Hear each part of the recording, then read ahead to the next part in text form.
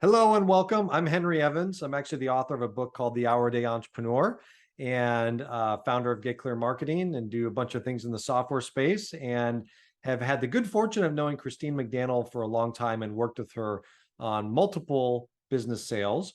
And I thought it'd be super fun to do an interview with her. You're probably wanting to learn a little bit more about her and what she does. So without any further ado, let's jump right in. So Christine, welcome. Glad you're here, obviously.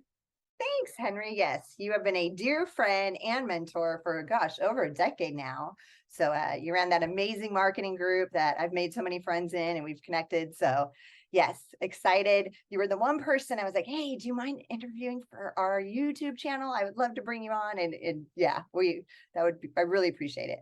Love it. Well, glad to be here. And you've done some amazing things. And let's actually start with that. So, if you look at most business brokers, they've never actually bought or sold a business that they've owned themselves.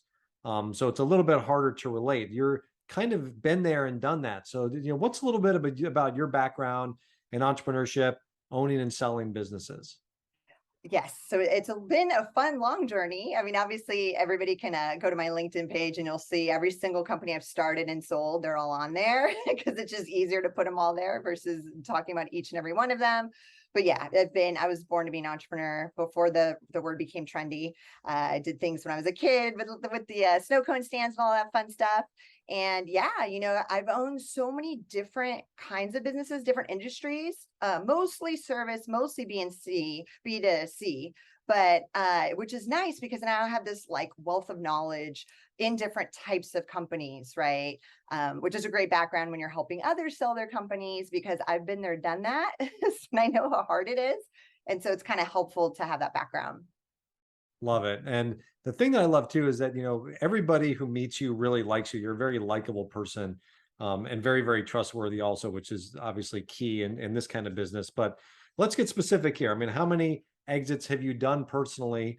Just your own businesses that you've actually started and sold. So I started my first company in 2003 and exited that in 2010. That was a Cleanology cleaning company. So yeah, I've been doing this for like 18 years now. So I've had 10 startups that I've exited from. What I'm super proud of is like all 10 are still in business to this day, except for one. And then during that whole period, I've also acquired or bought and sold like another 10 companies that I didn't originally start. So like over 20 already combined on my own. So I've done a lot of transactions of my own and only used a broker on the very first one because I was young. I was in my 20s. I didn't know how to sell a company at all. And so just broker on the first deal. And then which I was brokering all my other deals after that.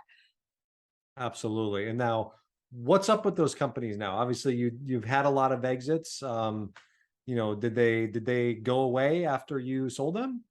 No, nope. That's again, I'm super proud that I built companies that were built to last. And so even the cleaning company that I sold in 2010, it's the same owner that bought it from me. So he's had it for 12 years. Eco Chateau, which was my big exit 5 years ago. It's the same husband and wife. They're opening a third location. So I had two. They're opening their third here in Oh, San that's Diego. great. So I love it. Like it's like my kids grew up and yeah, left and have they continue on. They kept the team. So I love seeing that more than anything. Yeah, and I still can't believe that's 5 years ago now. That's crazy. So, let's talk a little bit about what you're most proud of. Is there something that you've done? And I know that you're really big on giving back and helping others, but is there something that you've done that you're just extremely proud of, where you've been able to really pay it forward, if you will? Yes. So I got to cut a small check to Richard Branson's charity Virgin Unites, and he's I mean, I've been a fan of his for like 20 years. And so I've read all his books, all that fun stuff. But he's just this entrepreneur that like is always having fun, lives life, creates these rad companies. And so I just idolized him. And so I was able to see him in San Diego speak. I ran up, gave him a small check. Then I thought, well, shoot, let's add a couple zeros to that check next time. I told my team at Eco Chateau, 37 women, and when I exited the company, I cut that big check. And he was kind enough to like, I flew out to Paris. I had breakfast one on one with him to give him the check. It was like You would think it would feel surreal, but to be honest, I was like always thinking about it and like manifesting in my head. So when I sat with him and even the flight out, I'm like, this doesn't feel surreal. It just feels normal. And he's such a cool guy. So, and he was so sweet. I had him do a little video for my team because I was like, Richard, like this check isn't from me. It's from my entire team that like built an amazing company over 5 years. Like, and so he thanked the team at Eco Chateau and the girls got a kick out of it. So yeah. That's so great. And you should definitely insert that photo of you in this B-roll for the video as well, if you haven't already. So um, let's talk a little bit about before you started the Magnolia Firm, and obviously now you're doing business brokerage. You exited a tech company that you founded. And how did this prepare you for brokering deals now? I mean, do you feel like you have enough experience and that you're able to do this now and you feel well prepared? Oh, yes. Wasn't until recently because, starting a tech company from scratch and doing that for 3 years and getting into Techstars and raising capital. And, it was insane. It was the hardest thing I've ever done. And that's what I wanted. I wanted a big challenge and I got what I asked for. And so, and it was hard, right? So we did exit last year. It definitely wasn't for the amount we were hoping for, but I'd already launched the Magnolia Firm and I just had to make that decision. However, just recently decide because we're working with tech companies right now. So, I know the lingo, I know, or if they're raising capital, I'm helping them raise capital. I'm coaching, consulting with them, prepping them for the exit. So I would never be able to do that. I didn't understand the SaaS industry only and that you're deep in SaaS. Like I didn't even know what it stood for, 4 years ago. So it's just been, I'm now super grateful, as hard as that 3 years was. No, now I'm super confident. I know the lingo. I know what I'm talking about. I know how to pull things off. If we're dealing with SaaS companies, we do a lot with digital agencies too. Subscription box model. Everybody that's watching, that is super hot. If you own a successful subscription box business, then that is super hot. Those I've already sold two super fast. So yeah, that's kind of where we're playing at. We now sell companies globally. Like our big listing is out of Romania. So yeah, I can definitely advise and help anybody around the world. So that's kind of Very cool. cool. And now I know what it stands for, but can you just define SDE? Can you just define that for those that might not be familiar with that term? Yeah, so sellers discretionary income or earnings, sorry. And so essentially that's more of an owner operated type of business. And that's with them adding back not just their salary to that net number that you pull out of QuickBooks, add back salary, add back any, your car you're running through, your personal cell phone, all those fun both business owner things that we do to reduce our tax liabilities. That actually gets added back. And then the multiples based on that. And again, those are smaller. That's anything like under $1 million in EBITDA. Usually you're not even, you're just SD is kind of the terminology you're going to use. And then let's talk a little bit about the business broker industry. What are some common things that you see in the industry? I mean, let's just talk a little bit about other brokers, other intermediaries. What do you see in the industry right now? I know, and it's so funny. So we purposely call ourselves business intermediaries. And an intermediary is, they're trying to kind of mediate two parties. They're helping both sides out equally. And I love doing that because business broker has the worst connotation. And even me going to the annual conference, which I was on the fence, and when I went and I'm like, the stuff that they're saying and doing, it blew my mind. People can check out our fun social media, which Henry's seen some of Broker Bob. So, now we've got Broker Bob on the social media because it's literally hashtag true story on some of these that I'm sharing the stories, which I'm sure they're going to be thrilled about, but you gotta have fun. I gotta have fun. Yes. So it's unfortunate. It's a very dated industry. I've noticed. I feel like, it just needs to be revolutionized, not necessarily by me, but I mean, a lot of people started companies in the last, decade or 2 decades. So these people are going to exit eventually. A lot of people are exiting. Couldn't agree more. So do you have any stats? I mean, let's talk about you compared to the, broker Bobs of the world, if you will. How do you compare to the industry average and what makes what you do at Magnolia different? Yeah, like I said earlier, was the closing time. It's insane. We pretty much run like our pants are on fire, like something crazy might happen. That's how I operate, right? Oh, the economy's great, but there could be COVID, there could be a war there. And that's what's crazy is like some of that stuff happened recently. We're moving. And I tell my seller, like, hold on to your hats. We're moving. The second we agree and sign engagement letter, we're going to take them live within 3 to 5 days, which most brokers take about 2 to 3 weeks. So I'm like, we're moving. And so with that, and then the second last thing is our closing ratio. So we're at 100% still of any single business I've taken to market, including my own businesses, 100% closing ratio. So if I'm going to take your listing and I'm taking you to market, we're selling. Like, I don't care what it takes. And I have had some complicated listings recently that I'm like, we're going to get this done. Don't worry about it. So I'm very picky on who I take on. And we get like 3 to 5 inquiries a day of people that want us to sell their companies. And of course, I'm only one person and I try to keep it at 5 at a time so that I can sell people quickly. I don't just take every listing, and I do more due diligence than I swear our buyers do. Before I take that listing, I'm looking at their reviews. I'm looking at the YouTube channels. I'm digging deep into their social media comments. Like, I want to make sure they have an immaculate reputation, because it's going to come up with the buyer. The buyers are going to do that anyways. So before I agree to take a listing. And again, I'm competitive, so I have to keep my 100% closing ratio. So I have to make sure I could pull it off. Love it. And just to mention too, because I know you mentioned you're only one person, but you do have a great team for sure behind you.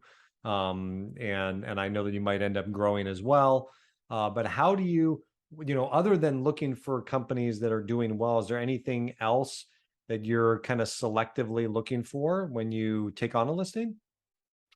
I mean, definitely it's the attitude of the seller too. Like, if they're like, again, I interview some of them and I'm really listening in. I think a lot of times they think they're interviewing me, but a lot of times I'm trying to figure out, like, what could I work with this person? Can I take this listing? Can I sell the company? If they're burned out, and we've had some that are beyond burned out. They use the word, I hate my company, I'm burned out, et cetera, et cetera. Like, it's me super difficult to sell. Guys, anybody listening, please, if you're already at the full blown out burnout stage, danger, like, it's tricky, right? Because you cannot be burned out through this process, because we got to get to the finish line. It's going to take some energy. If they're getting the little burnout vibes, that's like a good time to talk. And again, they love their company. They built an amazing company. They're ready to move on to the next adventure. A lot of them already have their next venture started, or they're about to start it. That's usually when they want to exit. So that's what I'm looking for before we take a listing on, other than a perfect reputation, the net profit at least of 150K to the bottom. Ideally, at least $250,000 is kind of what we're targeting right now, to take on as listings. So I think that's the main criteria for those sellers. Gotcha. And then you mentioned the statistics, and I certainly wish you luck. And if anybody can keep a 100% close ratio, it would be you. So I'm always cheering you on, as you know. But you mentioned that only 20% of businesses that are actually listed for sale actually do sell. Why is that number so low? That seems very discouraging to me. A lot of that is the smaller businesses, right? So a few reasons that happens is they either overprice themselves completely. They get the burnout. So they list and they burn out before. It's just, the process is so much work to sell a company. It's literally a full-time job. And like that's why our clients hire us. Because like, I need them to keep growing the company as much as possible while it's listed, while it's in escrow. That's all I care about. Keep growing, grow. Like, put the gas on even more. It's honestly as hard as I feel like it's just as hard, if not harder, than starting a company. That chaos and just the pressure. So they need to do that. That is it. We'll handle the rest. So yeah, I think that those businesses being listed, they're either overpriced, but mostly I think the owners just give up. They're just not sellable companies at all to begin with. They're probably not enough profit. So it's actually a risk for someone to buy their business. If they're a break even or upside down, but they've got $5,000 a month rent payment, then that's a massive liability. Like, why would somebody take that over? They would just go start their own. So those are some of the reasons. Yeah, I was blown away by that stat. Yeah, only 20% of businesses that are listed for sale ever sell. Yeah, that's a shockingly low number. So if I'm out there, I'm considering, as a business owner, I'm considering selling my business and thinking about doing this. What are some of the things that I should be looking for with an intermediary or with a business broker? Oh my gosh, there's so many. I know anybody can reach out to us. We actually made a checklist, which again, I'm sure business brokers are not going to be happy with my checklist. Just things off the top of my head, what's their background, how long have they been a broker? Are they entrepreneurial? Have they built, like, I think that's huge because they just don't, it's like two different types of people talking to each other when it's entrepreneur and then a business broker with a finance background or an MBA, but he's never owned a business. Like, it just, they won't see things that other entrepreneurs would see deep in the company, because we're looking at a company with a clean, it's fresh pair of eyes, and I am pulling all these gems out of, and you guys can talk to, some of the sellers I've worked with in the past. They're always open to talk. They said it got them excited about their business. It was stuff that they forgot about, where I'm like, oh my God, this is huge. This is valuable. This adds to your multiple, but they never saw that. But again, I come from that entrepreneurial mindset of what to look for and what I feel like is value add to a company. How many deals have they done? Like, that's super important. And how many have closed, right? So how many have you taken to market? What percentage have you actually closed? How long did that take? It's a red flag when they say, oh, that's confidential. Or like, if you want to talk with one of their past clients, like, oh, can't do that. And like, no, that's a red flag. Average deal size, obviously. What else? Let's see, if they've worked in businesses in similar industries, have they sold businesses in your industry is kind of helpful, obviously, too. Will you have their personal cell phone number, and do they work on the weekends or holidays? So I legit will work. I had to work on Thanksgiving because of all those deals closing. I had to work the day after Christmas morning. I think I got a pitch the next morning. My clients have my cell phone number. They can call or text anytime. I think that's huge. I think these days people don't want to work as much, or I don't know what's going on. Maybe it's a COVID situation, but I want to be available, right? We got to get your company sold. So those are just some of them, but we have a whole PDF we can send people. Love it. One of the things that I do want to point out, which I think is so important and a huge differentiator, is you are a real student of marketing and salesmanship, and your marketing eye is very keen. That's how you've been able to grow and successfully sell so many companies yourself personally.